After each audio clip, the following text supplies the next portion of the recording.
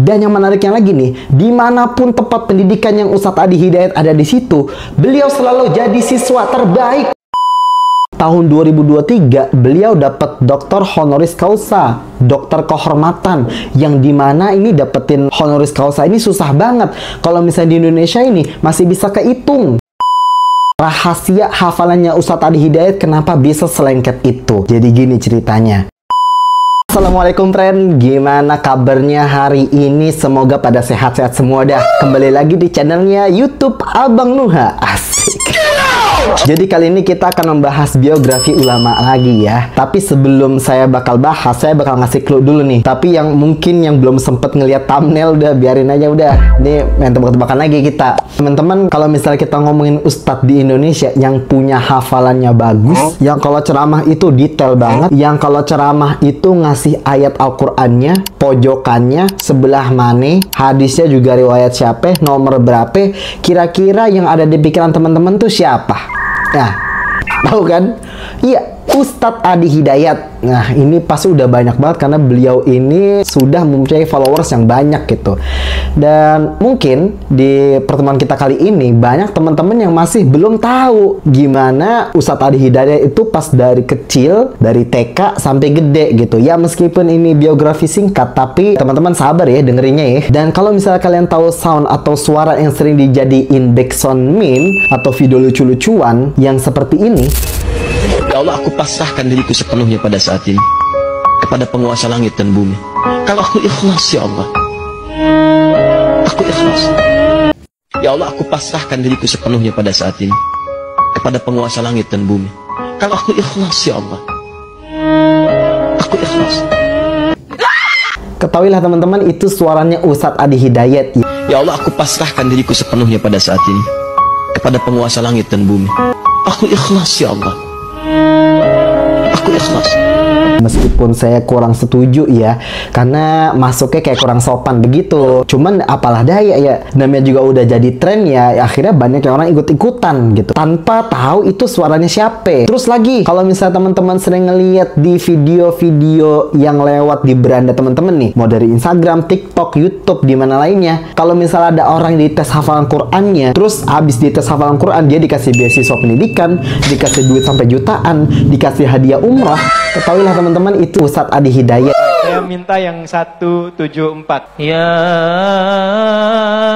ayyuhan nasu qad ja'akum. Mas, mana staf saya? Diganti ya. Hadiahnya umroh untuk kedua orang tuanya. Ya. Dah. Plus 48 juta tetap ya. Terus ini ada lagi nih sound yang sempat viral di bulan Ramadan kemarin.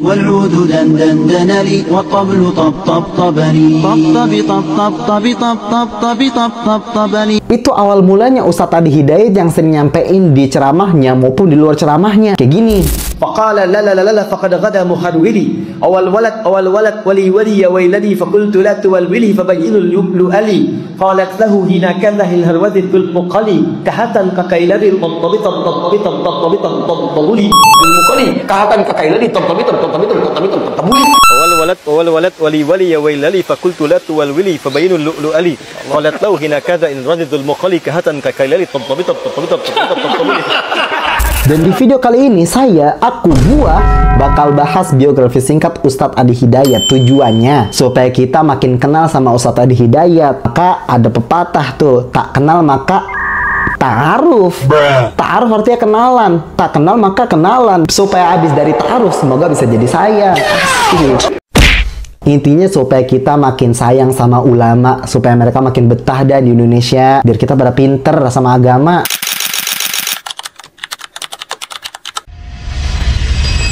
Nama asli beliau adalah Adi Hidayat ya, maksudnya Ustadz, iya maksudnya ini nama lengkapnya Adi Hidayat. Beliau lahirnya di Pandeglang, Banten. Bahagia dah orang-orang Banten nih karena udah ngelahirin sosok ulama yang berpengaruh di Indonesia. Tapi yang lebih berhak bahagia lagi siapa? Orang tuanya, keluarganya, bapaknya, emaknya, yaitu Bapak Warso Supena dan Ibu Hajah Rofia Akhyar, yang nanti nama ibunya ini bakal dijadiin institut sama Ustadz Adi Hidayat.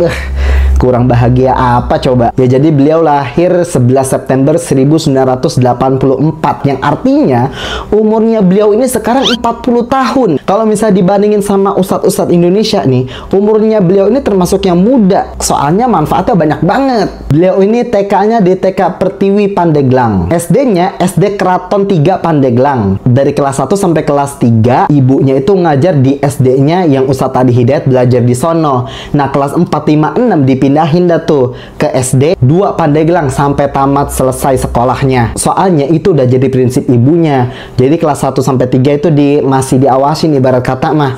Nah, kelas 4 sampai 6 itu dipisahin dari ibunya dengan harapan supaya bisa mandiri. Semoga ilmunya makin berkembang tanpa ada ibu di sisinya gitu. Terus beliau pindah ke pesantren Darul Arqam Muhammadiyah Garut. Di sono Ustadz Adi Hidayat nyelesain SMP sama SMA-nya di sono. Dan yang menariknya lagi nih, dimanapun tempat pendidikan yang Ustadz Adi Hidayat ada di situ, beliau selalu jadi siswa terbaik. Dari TK udah juara 1 mulu, SD jangan tanya lagi, SMP, SMA juara 1 terus terbaik. Bahkan pas lulus dari pesantren Darul Arqam itu, beliau itu dapat 2 penghargaan sekaligus, santri teladan bidang agama sama bidang umum. Terus beliau juga dapat penghargaan tingkat pondok, tingkat kabupaten, tingkat provinsi. Emang udah dari dulu udah pinter, bukan sekarang-karang aja.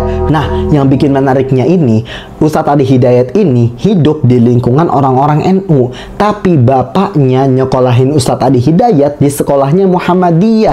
Bahkan bapaknya ini sering ngisi kajian di musola dekat rumahnya, ibaratnya jadi ustadz lah di sono. Bahkan Ustadz Adi Hidayat pas kecil itu suka diajak ke kajian bapaknya di dekat rumahnya. Emang bapaknya soleh, makanya anaknya juga soleh. Kalau mau punya anak soleh, bapaknya dulu mulai. Ini mau anak pinter ngaji, soleh lah, bapaknya kagak pernah sholat. Gimana itu? Buah mah jatuh kagak jauh dari pohonnya. Makanya mulai dari diri kita dulu nih kalau mau punya anak soleh. Nah, terus di sini saya bakal ngasih tahu rahasia hafalannya Ustadz Adi Hidayat kenapa bisa selengket itu. Jadi gini ceritanya. Ustadz Adi Hidayat waktu itu pengen berangkat ke pesantren SMP tuh di Darul Arqam, tapi bapaknya minta maaf sama Ustadz Adi Hidayat, kagak bisa nganter.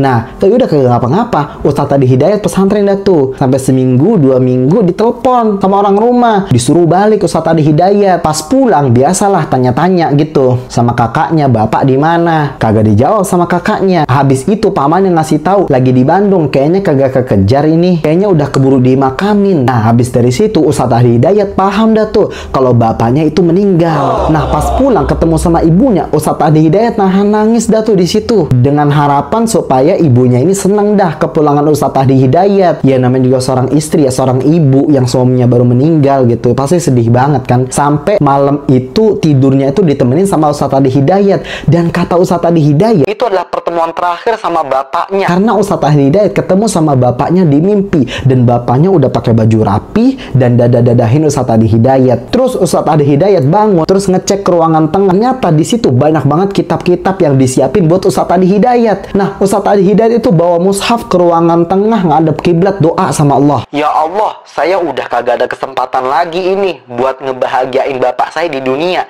Tapi ya Allah, jadiin nih setiap huruf di Al-Quran ini yang saya baca, pahalanya ngalir buat bapak saya. Begitu doanya. Ini nih rahasianya. Pas dari situ Ustadz Adi Hidayat ngerasa hafalannya itu tiba-tiba masuk kagak berhenti-berhenti. Sampai dari ayatnya, artinya, posisinya, kayak gampang banget masuknya gitu. Nah, itulah rahasia hafalannya Ustadz Adi Hidayat itu di situ. Masya Allah. Nah, setelah kelulusan Ustadz Adi Hidayat dari pesantrennya, beliau mau lanjut kuliah. Yang tahu kalau misalnya Ustadz Adi Hidayat kuliah di luar negeri, ternyata Ustadz Adi Hidayat itu awalnya kuliahnya di Jakarta dulu, di UIN Jakarta, Fakultas Dirosat Islamiyah. Ini fakultas satu-satunya yang kerjasama sama Al-Azhar di Mesir. Jadi itu full bahasa Arab tuh. Jadi belum ke Timur Tengah aja udah ngomongnya bahasa Arab di Indonesia. Nah, 2 tahun di sono Ustadz Adi Hidayat pengen ngelanjutin studinya ke Madinah. Udah keterima di sono, tapi kagak jadi berangkat. Soalnya waktu itu ada bom Bali. Nah, akhirnya beliau itu kagak jadi di sono. Lanjutnya di Tripoli, Libya, Universitas Ad-Da'wah Islamiyah Tripoli. Ngambil jurusan bahasa dan sastra Arab. Bukan buat gaya-gayaan, bukan. Emang mau jadi Reza Arab? Bukan. Saya kira Reza Arab orang Arab. Kenapa sih hal kecil kayak gini harus bohong? Tapi Ustadz Adi Hidayat ngambil jurusan ini katanya karena cintanya sama Al-Quran. Waduh, Al-Quran hafal, artinya hafal, ayatnya hafal, pojokannya hafal. Ngambil jurusannya sastra Arab supaya makin cinta sama Quran. Waduh, emang bener-bener dah sukanya sama Quran berlebihan. Ya suka begini boleh nih. Nah di sono Ustadz Adi Hidayat banyak banget dapat ilmu. Syekhnya banyak, gurunya banyak, dan syekhnya mantep-mantep di sono. Belajarnya tatap muka langsung, sanad keilmuannya jelas, bukan belajar sama Syekh Google atau Syekh GPT, bukan. Ya meskipun boleh juga ambil referensi dari situ, tapi jangan jadiin referensi utama. Belajar mah harus bertalaki atau tatap muka sama guru. Udah selesai S1 di sono, beliau lanjut lagi S2-nya di sono juga. Selama Ustadz Adi Hidayat di Libya nih, ternyata Ustadz Adi Hidayat udah punya karir juga di sono. Di tahun 2009, Ustadz Adi Hidayat itu jadi Aminul Khotib atau Ketua Dewan Khotib Universitas Dakwah Islamiyah Libya. Tugasnya ngapain? Tugasnya itu nyeleksi orang sebelum dia khutbah. Jadi dicek dulu tuh sama Ustadz Adi Hidayat, nih mau khutbah di sini lewat gue dulu nih, begitu ibarat kata mah. Itu kan mantep banget itu tahun 2009 yang kalau misalnya kita hitung-hitung nih 2009 umur Ustadz Adi Hidayat itu 25 tahun. Ini mah bener-bener prestasi nih. Bukan cuma jadi Dewan Khotib doang, beliau juga aktif ngisi di saluran TV di sono, acara pengetahuan Islam. Wah ini mah emang udah bener-bener jadi ustadz di sono. Keilmuannya aja bahkan udah diakuin sama negara Libya. Terus beliau pulang ke Indonesia dan lanjut S2-nya lagi di UIN Bandung. Emang orang alim mah kagak ada bosen-bosennya belajar. Demen banget.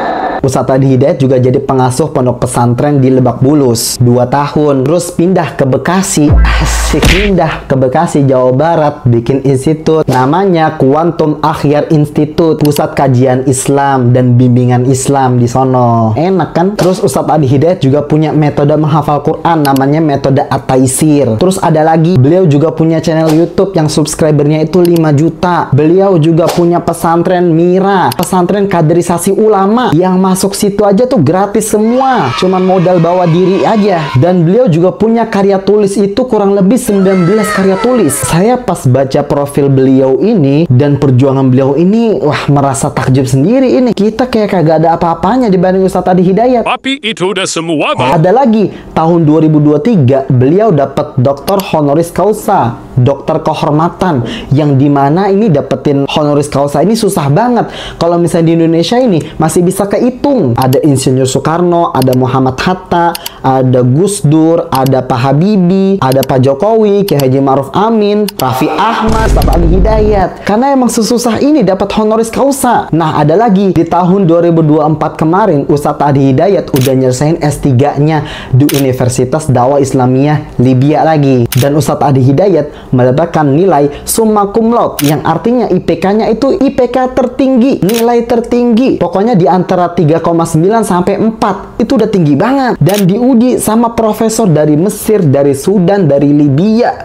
Waduh, bukan main-main ini. Dan sekarang beliau masih aktif ngisi kajian di Indonesia kita yang tercinta ini, di masjid-masjid besar supaya jamaah pada ngumpul. Dan beliau juga aktif juga di channel YouTube-nya buat kagak bosen-bosen ngajarin kita tentang keilmuan. Nah, makanya di sini kita berdoa dah buat Ustadz Adi Hidayat, semoga umurnya panjang, makin banyak manfaatnya buat kita semua. Kalau misalnya ada yang jelekin Ustadz Adi Hidayat nih, anggap aja udah angin lewat, udah biasa. Jangankan Ustadz Adi Hidayat, saya, gua, aku, Nabi Muhammad SAW aja kena. Intinya mah kita jadi manusia kagak bakal sempurna. Pasti ada aja kekurangannya di mata manusia. Dan itu dia biografi singkat Ustadz Adi Hidayat. Dan jangan lupa subscribe.